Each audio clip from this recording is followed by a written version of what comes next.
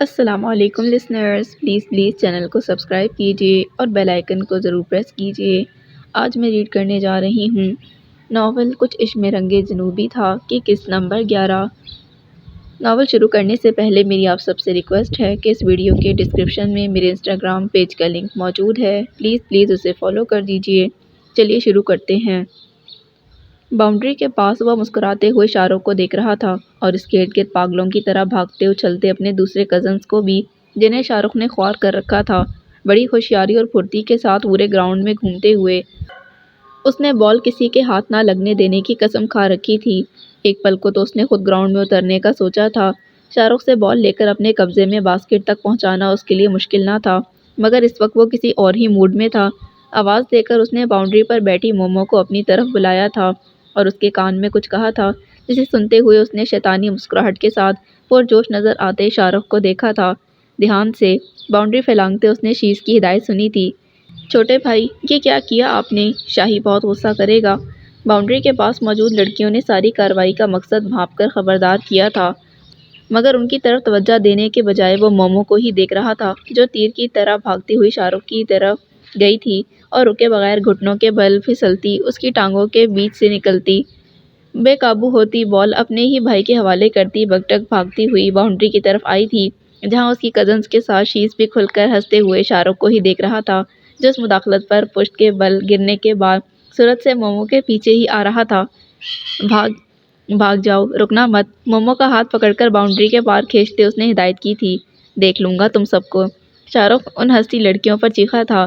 خواہ مخواہ ہم نے کیا کیا ہے، وہ سب احتجاجاً بولی تھی، جبکہ شیز مسکراہٹ چھپائے گیٹ کی سمت متوجہ ہوا تھا، جہاں سے ریڈ سیوک اندر داخل ہو رہی تھی۔ شمس کے ساتھ فرنٹ سیٹ پر ہنی موجود تھی، جبکہ پچھلی سیٹ پر نظر آتے چہرے نے اس کی ساری شوخی ہوا میں اڑا دی تھی۔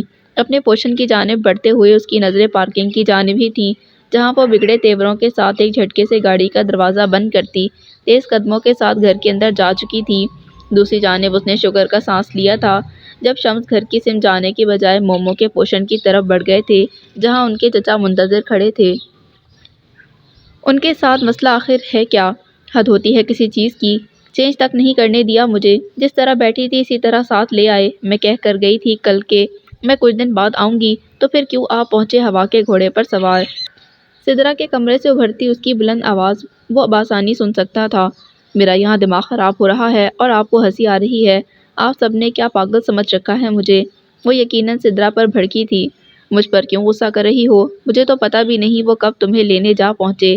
سدرا کی مسکراتی آواز سنائی دی تھی۔ یہی تو مسئلہ ہے، آپ کو کچھ پتہ ہی نہیں ہوتا، ایک شوہر نہیں سنبھالا جاتا، چھوڑ دیتی ہیں انہیں میرے پیچھے اور انجوائے کرتی ہیں۔ ساری غلطی آپ کی ہے، آپ ہی ٹھیک ہوتی تو یہ حشر نہ ہو رہا ہوتا میرا۔ شدید غصے میں پکتی جھکتی وہ کمرے سے باہر آئی تھی اور کھا جانے والی نظروں سے اسے گھورا تھا، جو چہرے پر شرمندگی کے تاثرات سجائے کچھ جھجکتے اس کی جانب بڑھ آیا تھا۔ میں ان کے لیے تم سے معافی مانگتا ہوں، سنجیدہ لہجے میں وہ اتنا ہی بولا تھا۔ دوسری جانب سارا نے ایک تیکھی نظر اس پر ڈالی تھی اور اگلے ہی لمحے شیز دنگ ہوا تھا جب وہ اسے دیکھتے بے ساختہ ہنستی چلی گئی تھی۔ دوسری جانب سدرا اس کی آواز پر کمرے سے باہر آتے ہوئے حیران ہوئی تھی۔ کیا ہوا ہے اسے؟ شیز سے سوال کرتے ہوئے ان کی نظر سارا پر ہی تھی، جو ہنسی سے بے حال ہوتی ان کے شانے میں چہرہ چھپا گئی تھی۔ کیا حقیقت میں پاگل ہو گئی ہو؟ اسے گھرکتے ہوئے انہوں نے شیز کو دیکھا تھا، جس کے چہرے پر ناراضی کے تاثرات پھیلتے جا رہے تھے۔ ذرا غور سے دیکھیں آپی، ایسا لگ رہا ہے ابلے ہوئے انڈے میں سے زردی جھانک رہی ہے۔ بمشکل ہنسی روک کر شیز کی طرف اشارہ کرتے ہوئے اس نے پھر کھلکھلانا شروع کر دیا تھا، جبکہ سدرا نے چونک کر شیز کو دیکھا تھا۔ وائٹ ٹراؤزر کے ساتھ بہت ہلکے زرد رنگ کی خوبصورت سی ٹی شرٹ میں اس وقت سورج مکھی کے پھول جیسا ہی دکھائی دے رہا تھا۔ آپ نے مجھے یقین دلایا تھا کہ یہ رنگ مجھ پر اچھا لگ رہا ہے۔ اس نے ناراضی کے ساتھ سدرا کو دیکھا تھا۔ ہاں تو ٹھیک ہی تو کہا تھا میں نے، تم کہاں اس کی باتوں میں آ رہے ہو؟ گڑبڑا کر بولتے ہوئے انہوں نے سارا کو گھورا تھا، جو منہ پر دونوں ہاتھ رکھ کے ہنسی روک رہی تھی۔ اب یقین ہو رہا ہے مجھے کتنا ٹھیک کہا تھا آپ نے۔ شدید ناراضی کے ساتھ بولتا وہ جانے کے لیے پلٹ گیا تھا۔ بلا وجہ شرمندہ کر دیا تم نے مجھے بھی، اتنا کھل رہا تھا زرد رنگ اس پر، بدتمیز۔ سدرا کے مزید گھرکنے کی پرواہ کیے بغیر وہ سیڑھیوں کی جانب بڑھ گئی تھی۔ سارا نے اسے حیرت سے دیکھا تھا، جو چینج کرنے کے بعد اب بالکل وائٹ ٹی شرٹ زیب تن کیے ناراضی سے اسے دیکھتا سیڑھیاں اتر رہا تھا۔ اب بھی کوئی بہت زیادہ فرق نہیں پڑا۔ وہ مسکراہٹ چھپائے بولی تھی، مگر اس بار وہ بالکل انسنی کر گیا تھا۔ اتنی بے نیازی، مغرور انسان۔ اس کی پشت کو گھورتے وہ مزید تنگ کرنا نہیں بھولی تھی۔ کمرے میں آ کر اس نے اپنے بیگ میں رکھے کپڑے نکالے تھے۔ اپنی طرف سے تو وہ 3-4 دن پھپھو کے گھر رہنے کا پروگرام بنا کر گئی تھی۔ وارڈروب میں کپڑے واپس رکھتے اسے ایک بار پھر شمس پر غصہ آیا تھا۔ اس وقت وہ پودوں کو پانی ڈال رہی تھی جب شمس نے اچانک آ کر اس کی واپسی کی رٹ لگا دی تھی، اور وہ خون کے گھونٹ پیتی ایسے ہی گیلے کپڑوں کے ساتھ آ گئی تھی۔ سادہ انگوری رنگ کا جارجٹ کا لباس اور اس کا ہم رنگ مگر پرنٹڈ بڑا سا دوپٹہ نکال کر وہ واش روم میں گھس گئی تھی۔ چہرے پر پانی ڈال کر اس نے اپنا فیس واش اٹھانا چاہا تھا، مگر اس وقت وہ حیران ہوئی تھی جب فیس واش کا کہیں نام و نشان نہیں تھا۔ مزید چند لمحوں میں اس پر انکشاف ہوا تھا کہ اس کا شیمپو، صابن اور کنڈیشنر بھی سب غائب تھے۔ حیران پریشان وہ واش روم سے اس امید کے ساتھ باہر آئی تھی کہ ہو سکتا ہے سدرا نے اس کی غیر موجودگی میں چیزیں ڈریسنگ کی دراز میں رکھ دی ہوں، مگر ایک کے بعد اس نے ساری درازیں کھنگال ڈالی تھیں۔ مایوس ہو کر وہ کمرے سے باہر نکلی تھی اور اوپر سے ہی سدرا کو آوازیں لگانی شروع کر دی تھی۔ آپ میرے کمرے میں آئی تھیں کیا؟ میرا شیمپو وغیرہ سب آپ نے کہیں رکھا ہے؟ کہیں بھی نہیں مل رہا۔ فیس واش تک غائب ہے، وہ جنجلائے انداز میں بولی تھی۔ میں صبح تمہارے کمرے کی صفائی کرنے خود گئی تھی، ماسی تو آئی نہیں تھی آج۔ اچھی طرح دیکھو کل جاتے ہوئے تم نے اٹھا کر کہیں اور نہ رکھ دیا ہو، سدرا نے کہا تھا۔ اب یہ چیزیں اٹھا کر میں وارڈروب میں رکھوں گی کیا؟ سب کچھ اپنی جگہ پر رکھ کر گئی تھی، مزید جنجلا کر بولتی وہ واپس کمرے کی طرف گئی تھی۔ خرامہ خرامہ اپنے پوشن کی سمت جاتے ہوئے اس نے شان اور شاہ رخ کو دیکھا تھا جو کسی بحث میں الجھے ہوئے تھے۔ کوئی مداخلت کے بغیر ان دونوں کے قریب سے گزرتے ہوئے وہ یکدم ہی رکا تھا اور حیرت کے ساتھ ہوا میں گہرے گہرے سانس بھرتے ہوئے شاہ رخ کو دیکھا تھا جو اب اس کی طرف ہی متوجہ تھا۔ آج کل تم کون سا پرفیوم استعمال کر رہے ہو؟ مشکوک نظروں سے اس نے دونوں کو ہی دیکھا تھا۔ جو بھی استعمال کر رہا ہوں مطمئن رہیں وہ آپ کا ہرگز نہیں، شاہ رخ نے خوشمگی لہجے میں کہا تھا۔ میرا ہو بھی نہیں سکتا، ابھی اتنا برا وقت نہیں آیا کہ لیڈیز پرفیوم استعمال کروں، وہ بھی اسی کے لہجے میں بولا تھا۔ یہ آپ اتنے ایکسپرٹ کیسے ہو گئے کہ سونگھ کر ہی اندازہ لگا لیا میں نے لیڈیز پرفیوم لگایا ہے؟ اس بار شاہ رخ کے مشکوک انداز پر شان بے ساختہ ہنسا تھا۔ بھابھی کو اگر معلوم ہو گیا کہ تم نے ان کی بہن کے کمرے سے پرفیوم چرا کر استعمال کیا ہے تو کیا ہوگا؟ وہ ناگوار لہجے میں بولا تھا۔ انہیں جب معلوم ہوگا تب دیکھا جائے گا، مگر آپ پہلے میرے سوالوں کا جواب دیں۔ شاہ رخ بری طرح جل کر اس سے مخاطب ہوا تھا۔ پہلا تو یہ کہ آپ کو کیسے معلوم ہوا کہ میں نے بھابھی کی بہن صاحبہ کا پرفیوم استعمال کیا ہے، اور دوسرا یہ کہ آپ نے کب سے ان محترمہ کی خوشبو سانسوں میں اتارنی شروع کر دی؟ جو فضول بکواس مت کیا کرو، کس کے بارے میں کس سے کیا کہہ رہے ہو سوچ لیا کرو پہلے۔ یکدم ہی اس کی ناگواری سے گھورنے پر شاہ رخ کی مسکراہٹ غائب ہوئی تھی۔ سوری، شرمندہ ہو کر معذرت کرتے ہوئے اس نے شیز کو دیکھا تھا جو مزید کچھ بھی کہے بغیر اپنے پوشن کی طرف بڑھ گیا تھا جہاں شمس پہلے ہی ڈور بیل پر ہاتھ رکھ چکے تھے۔ شمس کے ساتھ لاؤنج میں آتے ہوئے وہ بھی چونک کر اس کی طرف متوجہ ہوا تھا جو سدرا کو اپنی طرف متوجہ کرتی تیزی سے سیڑھیاں اترتی نیچے آئی تھی۔ میرے کمرے میں میرا پرفیوم، لوشن، ہیئر ڈرائر بھی، یہاں تک کہ نائٹ کریم تک غائب ہے۔ میری اتنی مہنگی چیزیں کہاں غائب ہو سکتی ہیں گھر سے؟ وہ شدید غصیلے انداز میں بتا رہی تھی۔ دوسری جانب شیز کا دل چاہا اپنا سر پیٹ کر بیٹھ جائے۔ اب کیا مسئلہ ہو گیا ہے؟ شمس نے زج ہو جانے والے انداز میں سدرا کو دیکھا تھا۔ اس کے کمرے سے کچھ چیزیں غائب ہو گئی ہیں، کاسمیٹکس وغیرہ، سدرا نے بتایا تھا۔ تو کون سی قیامت آ گئی؟ چیخو پکار مچانے کی بجائے ڈھونڈو گھر سے چیزیں کہاں جائیں گی؟ ناگواری سے بولتے ہوئے وہ شیز کی طرف متوجہ ہوئے تھے۔ تمہارا یہاں موجود رہنا ضروری ہے کیا؟ ان کے سخت لہجے پر وہ ایک پل کو دنگ ہوا تھا مگر اگلے ہی پل سرخ ہوتے چہرے کے ساتھ پلٹ کر سیڑھیوں کی جانب بڑھ گیا تھا۔ مجھے ابھی اور اسی وقت میری چیزیں واپس چاہیے، مجھے نہیں پتا کہیں سے بھی ڈھونڈ کر لائیں، وہ ہر دھرمی کے ساتھ سدرا سے مخاطب ہوئی تھی۔ بات سنو، اپنی 2 ٹکوں کی چیزوں کے لیے میرے گھر کا سکون برباد مت کرو، جا کر ڈھونڈو اپنے کمرے میں، وہ بری طرح جھڑکنے والے انداز میں بولے تھے۔ میری چیزیں 2 ٹکوں کی نہیں، ساری امپورٹڈ تھیں، میرا ہزاروں کا سامان چوری ہو گیا اور آپ کو سکون کی پڑی ہے، وہ تلملا کر بولی تھی۔ کیا مطلب ہے تمہارا؟ چور اچکے نظر آتے ہیں ہم سب جو یہ الزام لگا رہی ہو، وہ بھڑک کر بولے تھے۔ اس کا مطلب وہ نہیں تھا جو آپ سمجھ رہے ہیں، اس نے الزام نہیں لگایا ہے، سدرا نے بگڑتی صورتحال سنبھالنے کی کوشش کی۔ تمہارے سامنے وہ چوری کی بات کر رہی ہے اور تم کہہ رہی ہو الزام نہیں لگا رہی، نیند میں ہو کیا؟ شمس ان پر ہی برس پڑے تھے۔ تو کیا غلط کہا ہے میں نے؟ میرے کمرے میں چیزیں غائب ہو گئی ہیں، کہیں نہیں مل رہی، اس کا مطلب چوری نہیں تو اور کیا ہے؟ میں بھی جب تک ایک ایک کمرہ نہیں چھان لوں گی چین سے نہیں بیٹھوں گی، وہ اسی اشتعال میں بولی تھی۔ سارا، تمہارا دماغ تو ٹھیک ہے، کوئی ایسی نایاب چیزیں نہیں ہیں وہ جن کے لیے تم الٹی سیدھی ہانک رہی ہو۔ سدرا کو بھی شدید غصہ آیا تھا اس کے جملوں پر۔ میرے لیے نایاب ہی ہیں، میرا کون سا باپ بیٹا ہے یہاں جو چیزوں کے ڈھیر لگا دے میرے قدموں میں، وہ بھڑک کر بولی تھی۔ باپ نہیں تو کیا ہوا، میں بیٹا ہوں یہاں تمہیں جھیلنے کے لیے، اور جھیل رہا ہوں جب تک برداشت ہے، وہ بھی طیش میں بولے تھے۔ آپ نہیں، میں جھیل رہی ہوں یہاں سب کو، اور میں کوئی الزام نہیں لگا رہی، ابھی ثابت کر دیتی ہوں کہ میں ٹھیک ہوں یا غلط۔ ٹھیک ہے جاؤ ثابت کرو، لیکن اگر تم میرے یا میرے بھائیوں کے کمرے میں تلاشی کے لیے گئیں یا انہیں شک کی نظر سے دیکھا تو انجام کی ذمہ دار تم خود ہوگی۔ انتہائی سخت لہجے میں فیصلہ سنا کر وہ ٹی وی کے سامنے جا بیٹھے تھے۔ دوسری جانب وہ ایک کھولتی نظر سدرا پر ڈالتی پیر پٹکتی سیڑھیوں کی طرف گئی تھی۔ آپ بھی اس سے الجھنے میں کوئی کسر باقی نہیں رکھتے۔ اگر میں بھی ضرورت کی کوئی چیز استعمال کے لیے کمرے میں لے جاتی ہوں تو کیا یہ چوری ہے؟ سدرا نے ناراضی سے کہا۔ یہ بات جا کر اپنی بہن کو سمجھاؤ، وہ اسی طرح بھڑکنے والے انداز میں بولے تھے۔ وہ پریشان تھی، مگر آپ نے کوئی اہمیت نہیں دی اس لیے وہ غصے میں اتنی بڑی بات کہہ گئی۔ زیادہ اس کی طرفداریاں مت کرو میرے سامنے، میرے گھر کے افراد اسے چور نظر آتے ہیں اور میں اطمینان سے ہاتھ باندھ کر یہ بات قبول کر لوں، زبان نہ کاٹ کر پھینک دوں اس کی۔ ان کے غصیلے انداز پر سدرا مزید کچھ نہ کہہ سکی تھی، مگر اب وہ سارا کی طرف سے خوف میں مبتلا ہونے لگی تھی۔ جانتی تھی کہ وہ اپنی چیزوں کو ڈھونڈنے کے لیے گھر کا ایک ایک کونا چھان مارے گی۔ شروع سے ہی وہ اپنی چھوٹی سے چھوٹی چیز کو بھی بہت سنبھال کر رکھنے کی عادی تھی۔ اس کی اجازت کے بغیر اس کی کوئی چیز استعمال کرنا کسی طوفان کو دعوت دینے کے مترادف تھا۔ نہ ہی وہ اپنی کوئی چیز کسی سے شیئر کرنے پر تیار ہوتی تھی۔ جو وہ چیزیں اس کی گم ہو گئی تھیں وہ اس کے روزمرہ کے استعمال کی تھیں۔ دن میں 10 بار تو اسے لوشن کی ضرورت پڑتی تھی۔ کاسمیٹکس کی چند چیزوں کے علاوہ وہ کسی اور کو ہاتھ تک لگانے نہیں دیتی تھی، یہاں تک کہ لپسٹک بھی نہیں۔ تم کس سوچ میں گم ہو گئی ہو؟ تمہیں بھی اگر یقین ہے اپنی بہن پر تو جاؤ چھان لو میرے بھائیوں کے کمرے۔ ان کی خاموشی پر وہ بھڑکے تھے۔ یہ کیا بات کیا آپ نے؟ لڑکے ہیں، بے دہانی میں کئی چیزیں ادھر سے ادھر کر دیتے ہیں، کتنی بار ان کے کمرے چھاننے گئی ہوں۔ شدید ناراضی سے بولتے ہوئے وہ ان کے سامنے سے ہٹ گئی تھی۔ دھیرے سے دروازہ تھوڑا سا کھول کر انہوں نے دیکھا۔ بالآخر وہ اب ٹی وی آف کرتی لاؤنج سے جا رہی تھی۔ اس وقت وہ کمرے سے باہر آئے تھے جب سارا نے اپنے کمرے میں جا کر دروازہ بند کر لیا تھا۔ تیز قدموں کے ساتھ وہ سامنے کمرے کی جانب بڑھ گئے تھے۔ 2-3 بار انہوں نے بند دروازے پر دستک دی تھی اور پھر کسی بھی جواب کا انتظار کیے بغیر کمرے میں داخل ہوئے تھے۔ لائٹ آن کر کے انہوں نے ایک نظر بیڈ پر سوئے ہوئے شاہ رخ اور کارپیٹ پر اوندھے لیٹے شان کو دیکھا تھا۔ ان کی سخت آواز پر وہ دونوں ہی ہڑبڑا کر اٹھ بیٹھے تھے۔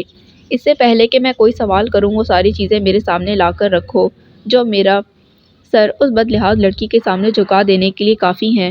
ان کی بھیجی ہوئی سخت آواز پر شان نے چور نگاہوں سے شاہ رخ کو دیکھا تھا جو خاموشی کے ساتھ ڈریسنگ کی سمت گیا تھا، اور جب واپس آیا تو اس کے ہاتھ میں ایک بڑا سا پاؤچ تھا جو اس نے نظر ملائے بغیر شمس کی طرف بڑھا دیا تھا۔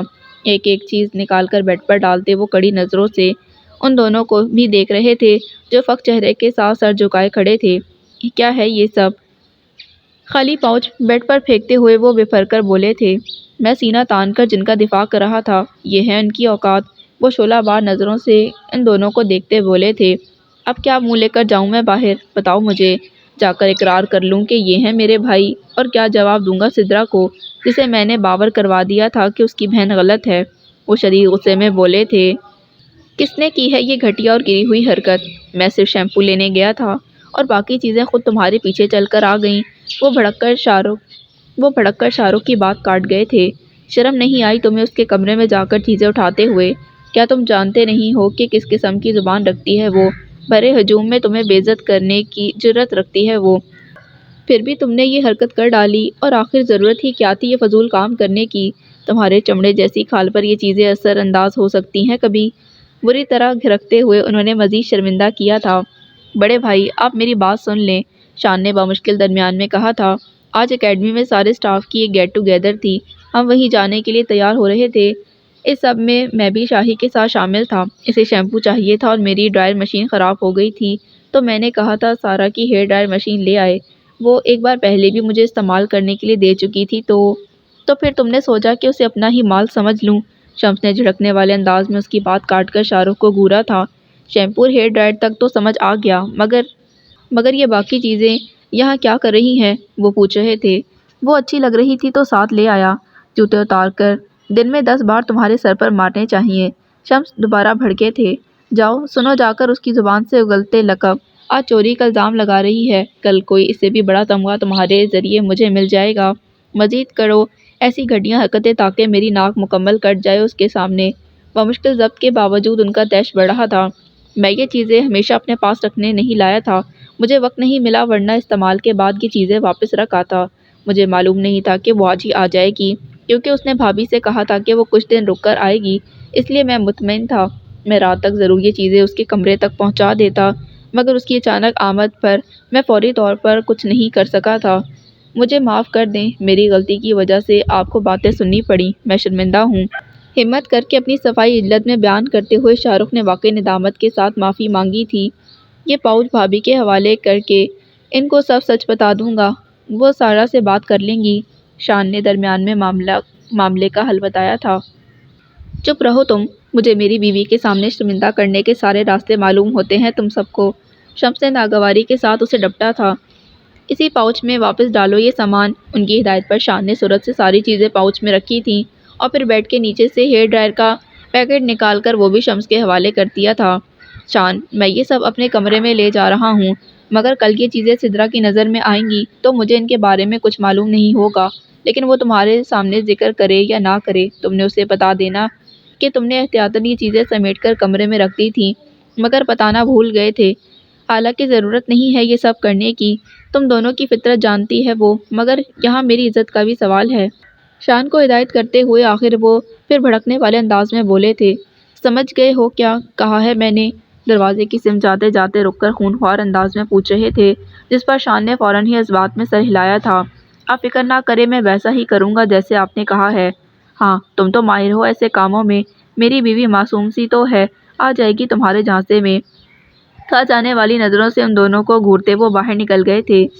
اس بار تو خود ہی ہدایت دے گئے ہیں جھانسا دینے پر، لٹکے چہرے کے ساتھ شان بڑبڑایا تھا۔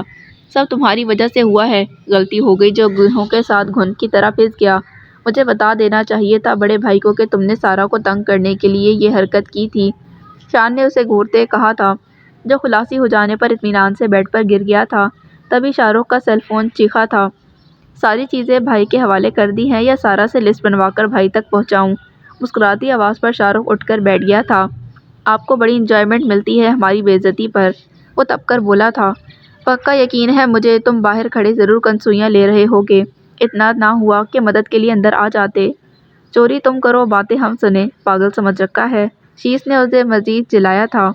اچھا بھائی کے ساتھ تانے بازی، کل بھابھی کی بہن کے کمرے سے کچھ اور چرا کر تمہارے کمرے میں منتقل کر دوں گا اور نشاندہی بھی خود کروں گا۔ شاہ رخ نے بدلہ لیا تھا۔ کل کی کل دیکھیں گے، ابھی تو حالیہ پڑنے والی پھٹکاریں انجوائے کرو، گڈ نائٹ، جواباً کہتے ہوئے اس نے لائن منقطع کر دی تھی۔ ٹائی کی نوٹ درست کرتے ہوئے وہ بجتے ہوئے انٹر کام کی سمت گیا تھا۔ دوسری جانب سدرا تھی، انہیں 2 منٹ میں آنے کی اطلاع دے کر اس نے سیاہ ہینڈ بیگ اٹھایا تھا اور ڈریسنگ سے سیل فون، والیٹ اور سن گلاسز سمیٹتا دروازے کی سمت بڑھ گیا تھا۔ ٹاول سے چہرہ صاف کرتی وہ اچانک ہی باہر نکلی تھی، مگر اگلے ہی پل بدک کر پیچھے ہٹتے ہوئے اسے دیکھا تھا جو بروقت ہی رکا تھا۔ ابھی تک گئے نہیں تم دونوں، جلدی جاؤ، وہ کچھ حیرانی سے بولی تھیں۔ خیریت تو ہے؟ شیش نے جواباً حیرانی سے اسے دیکھا تھا۔ میں آج اپنے گھر کی طرف جاؤں گی، وہ بتا رہی تھی۔ وہاں جا کر کیا کرو گی؟ وہ تو رینٹ پر جا چکا ہے، وہ مزید حیرانی سے بولا تھا۔ تم بھول رہے ہو جو فیملی ہمارے فلیٹ میں ہے وہ میری دوست کے بھائی کی ہے، ہمارے فلیٹ کے سامنے والے فلیٹ میں میری دوست رہتی ہے، اس نے تفصیل بتائی۔ واپس تنہا مت آ جانا، شان سے کہہ دینا تمہیں واپس بھی لے آئے گا، وہ تاکید کر رہا تھا۔ اب میں اور اس بیچارے کو پریشان نہیں کرنے والی، خود ہی آ جاؤں گی، وہ فوراً ہی بولی تھی۔ ہرگز نہیں، اتنی دور سے تم تنہا ہرگز نہیں آؤ گی، وہ ناراضی کے ساتھ ہدایت کر رہا تھا۔ شیش، وہ باہر ہارن پر ہارن دے رہے ہیں، سدرا کی بلند آواز پر وہ ہڑبڑا کر سیڑھیوں کی جانب گیا تھا۔ شعور آنے کے ایک عرصے بعد تک اندر ہی اندر یہ غم ضرور سر اٹھاتا تھا کہ خالی پن اس کی زندگی میں بھی موجود ہے۔ کبھی کبھی وہ یہ سوچنے پر مجبور ہو جاتی تھی کہ کہیں نہ کہیں اس میں بھی کچھ کمی ہے، جو دنیا کے ہجوم میں کوئی ایسا انسان نہیں جسے وہ اپنا دوست کہہ سکے، وہ دوست جو بہت خالص ہوتا ہے، جو صرف اپنا ہوتا ہے، جس کی آنکھیں ہماری ذات کی تمام بھول بھلیوں میں اتر جائیں۔ اسکول اور کالج میں اس کی دوستوں کا ایک گروپ رہا تھا، مگر وہ ان سب میں ایڈجسٹ کبھی نہ ہو سکی تھی۔ فیشن، جیولری، افیئرز، لڑکے، یہ موضوعات اسے اکتا دینے उकता देते थे, मगर फिर भी वो मजबूरन जुबान बंद किए टुकर टुकर उन सब के चेहरे देखती और चलती जुबानें सुनती रही थी। ये और बात कि अपने ग्रुप के साथ होने वाली किसी ज्यादती पर सामने वाले ग्रुप से झगड़ा करने में वो सबसे आगे होती थी। अपने ग्रुप से उसका ताल्लुक महदूद था, मगर उसके दिफा में वो हद से बढ़ने पर तैयार रहती थी, और उसकी यही एक खसूसियत थी जिसकी वजह से स्कूल कॉलेज के अदवार में उसका ग्रुप अपने साथ रखने में बहुत संजीदा रहा था। मगर वो जानती थी कि अगर वो किसी मुश्किल में गिरफ्तार होगी तो उसकी नाम निहाद दोस्तों ने कभी उसकी अफसरदगी का खोज लगाने में वक्त ज़ाया नहीं करना है। ये सच उसे अफसरदा और मज़ीद तन्हा कर डालता था। शीश की आमद ने उसके गम को किसी हद तक कम कर दिया था, पर बिल्कुल नहीं। वो हर बात उससे शेयर नहीं कर सकती थी, अपना दिल उसके सामने इस तरह खोल नहीं सकती थी जिस तरह अपनी दोस्त के सामने खोल कर रख सकती थी। और फिर जब उसने इस हकीकत से समझौता कर लिया कि दोस्त जैसा नायाब तोहफा उसकी ज़िंदगी में नहीं मिल सकता, ये बात उस वक्त गलत साबित हुई जब उसके सामने वाले फ्लैट में ज़ैनब की फैमिली आकर आबाद हुई। वो एक आम सी घरेलू लड़की थी, पढ़ाई लिखाई और किताबों से दूर भागने वाली, घर के कामों में गुम रहने वाली। उसका दिल रखने के लिए उसने दोस्ती का हाथ थाम लिया था, मगर उससे ज़्यादा उम्मीदें वाबस्ता नहीं की थी। मगर उसे अंदाज़ा नहीं था कि आगे जाकर ज़ैनब उसके लिए अहम हो जाएगी। ज़ैनब उसे बहुत अच्छी तरह नहीं समझ सकती थी, ना ही उसका चेहरा देखकर उसके दिल का हाल जान लेती थी, मगर वो इसे खुश करने के लिए हर काम कर सकती थी। ज़ैनब उसकी खालिस दोस्त थी या नहीं, इस चीज़ पर गौर करने की बजाय वो हमेशा ये कोशिश करती रही अपनी गुफ्तगू अपने खिलाफ से ज़ैनब उसे अपनी सबसे करीब तरीन बेस्ट फ्रेंड आंखें बंद करके कह सके। वापसी के लिए जब उसने ज़ैनब को अलविदा कहा, उस वक्त दोपहर हो चुकी थी। शाम से पहले वो घर पहुंचना चाहती थी, इसलिए शॉर्टकट के तौर पर उसने दूसरा रास्ता इस्तेमाल किया था जो फ्लैट की इमारत के अगबी हिस्से से शुरू होता था। फ्लैट्स की इमारतों का सिलसिला ख़त्म करने के बाद उसके कदम मज़ीद तेज़ हो गए थे। ये जगह उसके लिए नई नहीं थी, इसलिए उसे किसी किस्म की दिक्कत नहीं थी। हालांकि शान ने ऑफ़र की थी कि जब वापसी का इरादा हो तो बस एक फ़ोन कर दे, वो उसे लेने आ जाएगा, मगर ख़ुद उसे यह मुनासिब नहीं लगा था। यूनिवर्सिटी और एकेडमी की मसरूफियात के दौरान ये एक्स्ट्रा टाइम निकालना उसके लिए मुश्किल था, इसलिए वो इनकार कर गई थी। कॉटन के सफ़ेद चादर सर और वजूद पर लपेटे, शाने पर लटके बैग का स्ट्रिप थामे वो धूप से बचने में नाकाम थी कि सूरज इस वक्त बिल्कुल सर पर मौजूद था। चलते चलते उसकी नज़रें इर्द गिर्द का जायज़ा भी लेती जा रही थी। उसके दाएं जानिब रिहायशी हिस्सा था जहाँ मुतवस्सित तबके के अफराद रिहाइश पजीर थे, जबकि बाएं जानिब एक वसी खुला मैदान था। हर सिमत सन्नाटे और वीरानी का राज था। मैदान में बहुत दूर उसे कुछ बच्चे क्रिकेट खेलते दिखाई दे रहे थे। जिस रिहायशी हिस्से के साथ साथ वो चल रही थी, हर थोड़े फासले पर एक तवील गली मौजूद थी, वहाँ भी उसे इक्का दुक्का बच्चे खेलते दिखाई देते थे। कैसे लापरवाह वालिदैन हैं, इतनी दोपहर में बच्चे घर से बाहर हैं, उन्हें कोई फिक्र ही नहीं। मालूम भी है कि हालात कितने ख़राब होते जा रहे हैं। तासुफ के साथ सर हिलाते हुए वो सोच कर रह गई थी। माथे पर आया पसीना साफ करते उसने रास्ते में आती एक और गली पर नज़र दौड़ाई और अगले ही पल वो बुरी तरह चौंकी थी। एक वजह तो वो बच्ची थी जो मुश्किल 3 साल की होगी। अपने छोटे छोटे कदम उठाती वो लड़खड़ाए अंदाज में चल रही थी, जबकि चौंकने की दूसरी वजह वो मशकूक सा शख्स था जिसकी पुश्त ही वो देख सकती थी।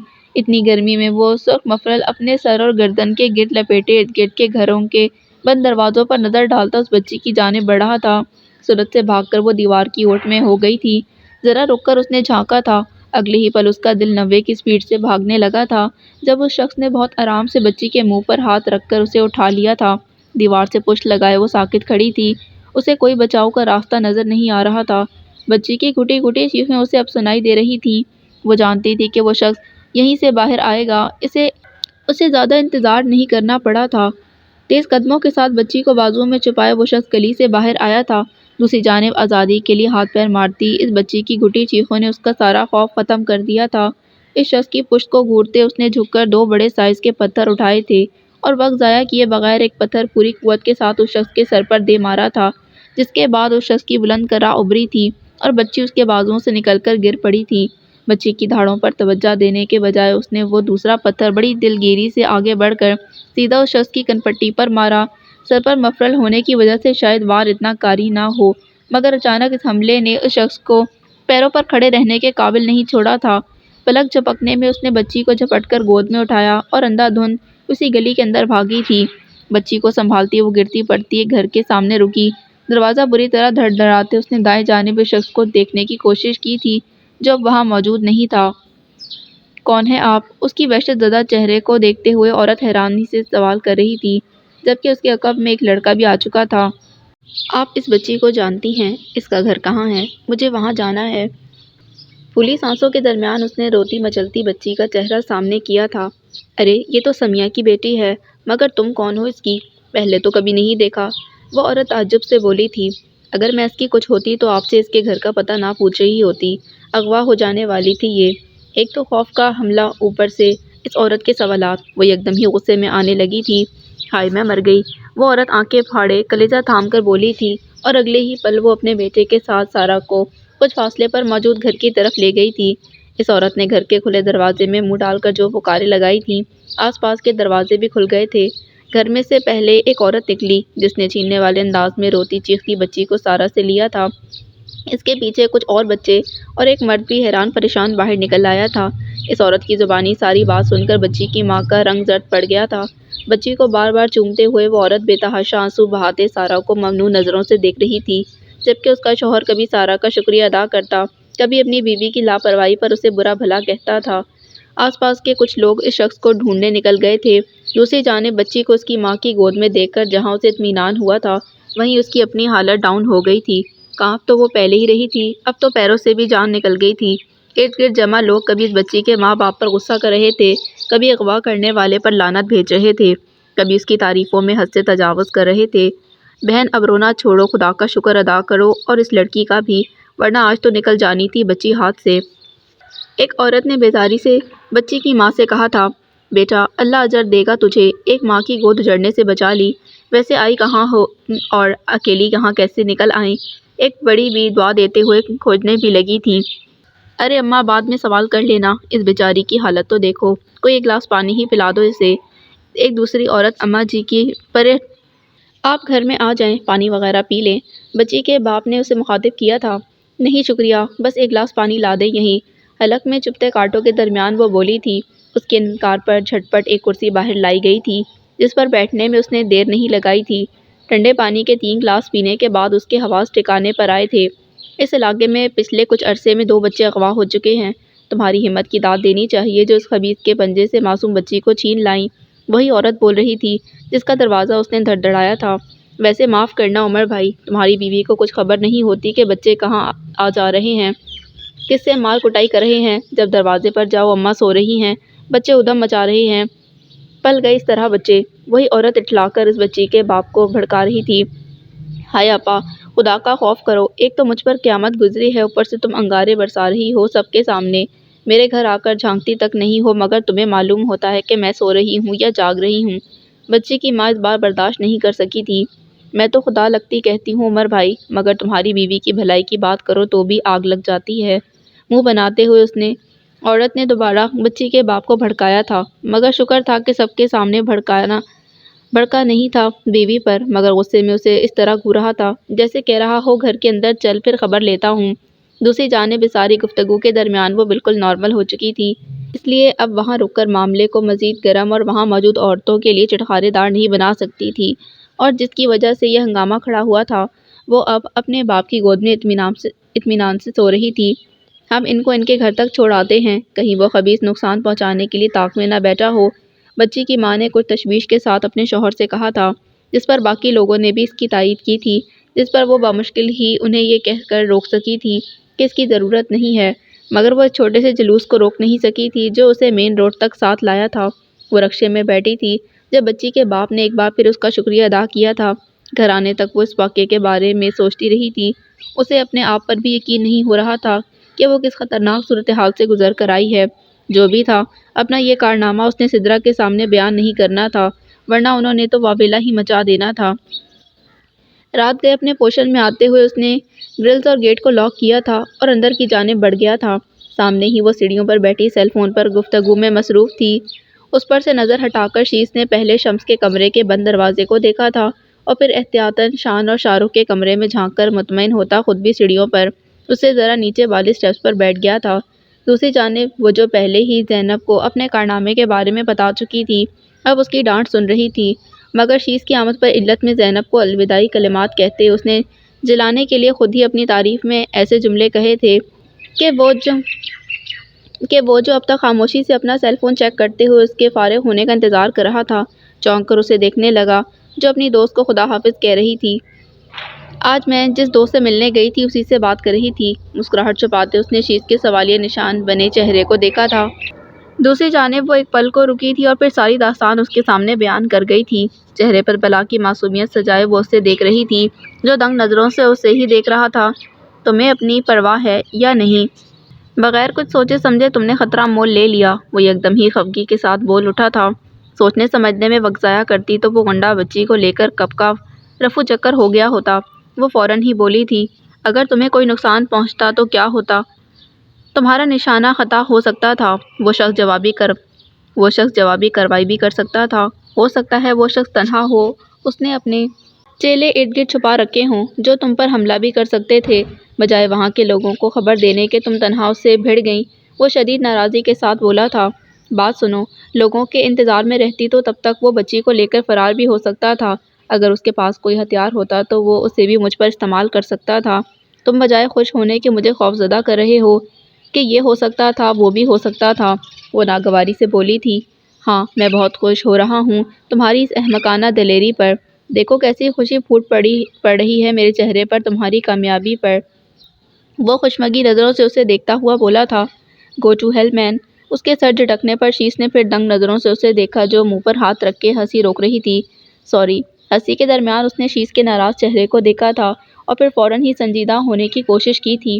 دوسری جانب وہ اپنی جگہ سے اٹھ گیا تھا۔ تم یہاں سے گئے تو اچھا نہیں ہوگا، اسے وارن کرتے ہوئے اس نے سرعت سے اس کے پیروں کو دونوں ہاتھوں سے پکڑ کر روکا تھا۔ کیا کر رہی ہو؟ وہ اس کی حرکت پر بری طرح شرمندہ ہوا تھا۔ کہیں نہیں جا رہا، اب تو پیر چھوڑ دو۔ اس کے زچ ہو جانے پر سارا نے دھیرے سے ہنستے ہوئے اسے دیکھا تھا جو شرمندہ چہرے کے ساتھ واپس اپنی جگہ پر بیٹھ رہا تھا۔ کیوں میں تمہارے پیروں کو ہاتھ نہیں لگا سکتی؟ وہ دلچسپی کے ساتھ اس کے چہرے کے تاثرات دیکھتے ہوئے پوچھ رہی تھی۔ ہرگز نہیں، وہ فوراً ہی بولا تھا۔ کیا ہاتھ بھی نہیں پکڑ سکتی؟ سارا نے ابرو چڑھا کر اسے گھورا۔ کیوں پکڑو گی؟ میں نے کبھی تمہارا ہاتھ پکڑا ہے؟ وہ بولا تھا۔ ارے تو پکڑو نا، کس کمبخت نے روکا ہے؟